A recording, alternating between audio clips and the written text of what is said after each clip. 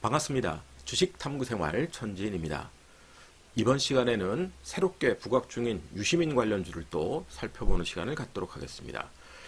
지난 주말에 아주 또 재미난 소식이 있었죠.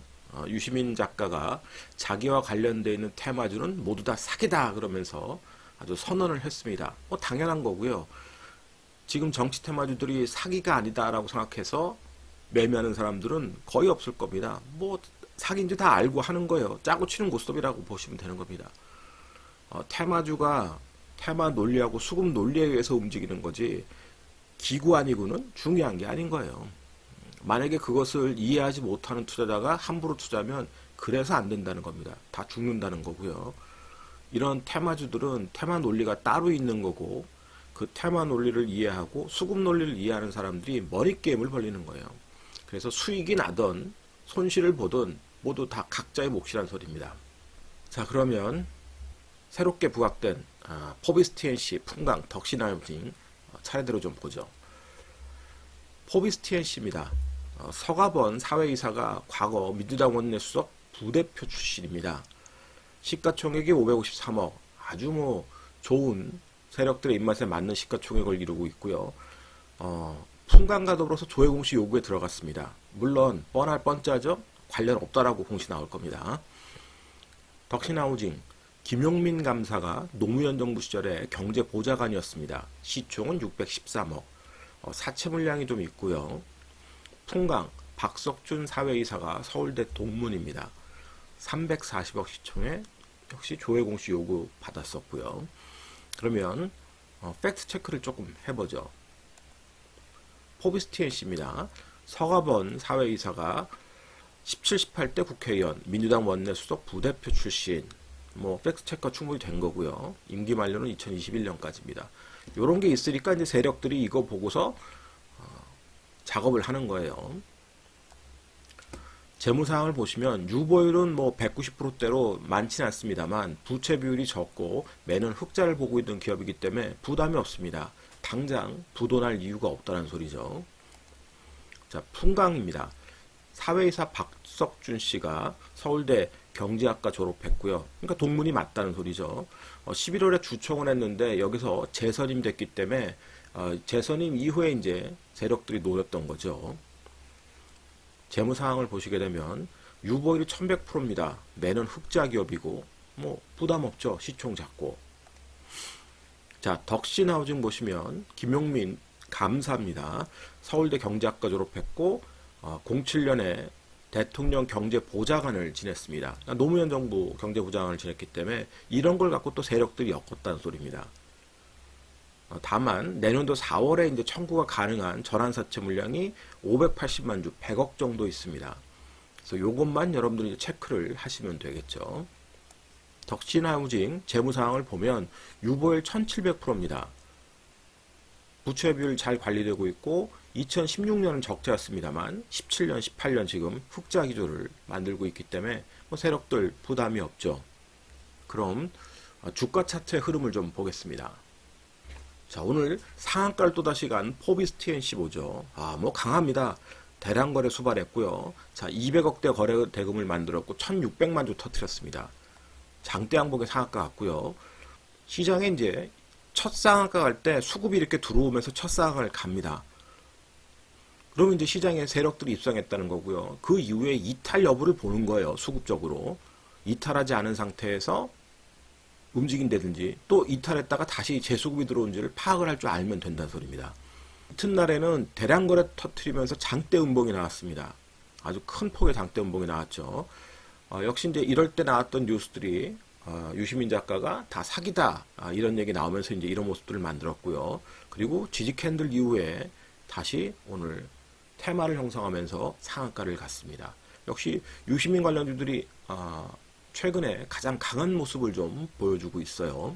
자, 풍강의 모습 보겠습니다. 역시 강한 상한가를 만들어 놓고 이미 일부 고점에서 거래를 텄습니다. 그러면서 이제 털어먹고요. 그리고 주가가 쭉 빠졌는데 이 장대양봉의 중심균형가를 깨지 않은 상태에서 다시 한번 대량거래 수반하고 강한 장대 양봉을 만들었어요. 그러나 기술적으로는 부담이 됐습니다. 지난번에 앞전에 고점 근처에서 매물을 받는 모습이에요. 그러면 풍광은 똑같이 같은 테마 논리로 움직였습니다만 포비스티엔시보다는 약한 거죠. 그래서 이렇게 그 수급에 손바꿈이 더 빨리 일어나고 윗꼬리가 짧은 놈, 윗꼬리가 없는 놈이 제일 좋겠죠. 네, 그런 놈들이 좋다는 소리입니다. 그러나 얘도 최근 신기주 중에서는 가장 또 강한 모습을 보였던 거예요. 그리고 이제 오늘 시장에서 수급을 형성한 종목이 있습니다. 바로 덕신하우징이죠. 자, 덕신하우징 보면 오늘 거래량을 만들면서 강하게 들어 올렸습니다. 그러나 윗꼬리가 길죠. 그만큼 매물 부담을 받은 거고 거래 대금이 100억입니다. 더 많은 거래가 터졌어야 된다는 소리예요. 자, 앞전에 이렇게 물려있는 자리입니다. 이렇게 물려있는 자리들이 있기 때문에 더 많은 거래를 튀워야 저 매물들을 소화를 할 수 있다는 소리입니다. 그 위에도 역시 또 물려있는 자리들이 있죠. 그렇기 때문에 덕신하우징이 더 강하려면 이런 수급들이 더 많이 들어와야 된다는 소리예요. 더 많은 거래가 더 터져줘야 된다. 100억의 거래량 갖고는 안 된다는 소리입니다. 그래서 수급이 중요한 거고요.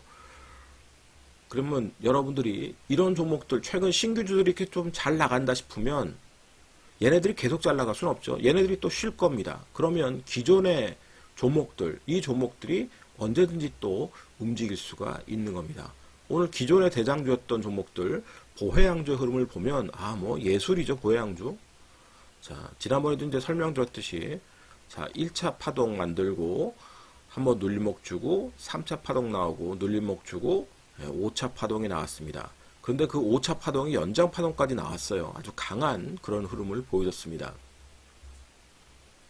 그러면서 보시다시피 이제 오늘도 다시 또 거의 상한가에 근접할 정도의 그런 강한 수급을 만들었는데요. 거래 대금이 1,700억입니다. 엄청난 거래를 수반시키는 거죠. 이렇게 강력한 거래가 있어야 매매를 할 수 있는 겁니다. 개인 투자자들이 마음 놓고 매매하는 거예요. 대량 거래를 수반하는 거죠. 그러면 이렇게 대량으로 수반하고 얘가 장대 양봉을 만들었다 해서 또 착각하면 안 되죠.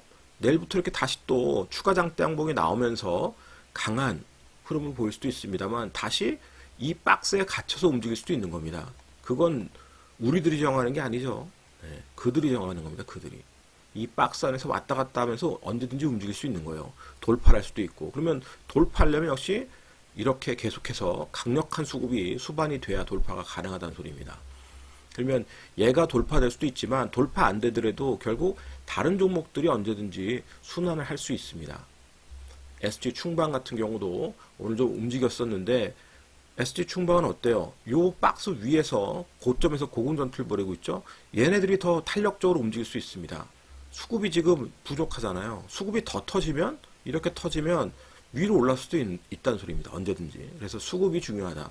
그래서 기존의 종목군들, 기존에 나왔던 뭐 YBM넷이라든지 다 지금 이 고점에서 고금 전투 벌이면서 좋은 모습을 보여주고 있습니다. 죽지 않았다는 소리죠. 자, 흥국 같은 경우는 잘 움직였다가 유시민의 발언 한마디에 급락이 나왔었는데 오늘도 또 장중에 급등을 좀 만들어냈다가 꼬리가 길게 달렸습니다. 수급이 부족하다는 거고 매물 압박 받는다는 소리죠. 그럼 옆으로 좀 횡보를 하게 될 겁니다. 그러면 여기 안에서의 또 매물 소화를 하면서 움직이게 될 거예요. 그래서 이런 종목들, 정산해강 같은 경우는 제일 약한 모습, 강하게 움직였습니다만 수급이 마르면서 깨지 말아야 될 자리들, 지난번에도 설명했지만 이런 자리들을 깨게 되면은 굉장히 약하게 된다 그랬습니다. 더 강한 수급이 들어오지 않는 이상은 안 된다는 소리예요. 그러니까 얘가 다시 이렇게 장대 양봉을 만들려면 이런 강한 수급이 들어와야 된다. 그래서 수급을 보면서 여러분들이 하나씩 하나씩 또 보시면 됩니다. 또 이런 종목들이 쉬어갈 때 이낙연 관련주들이 움직일 수도 있고 황교안 관련주들이 또 움직일 수도 있고요. 또 오세훈 관련된 뉴스가 나면 오세훈 관련주가 움직일 수도 있는 거예요.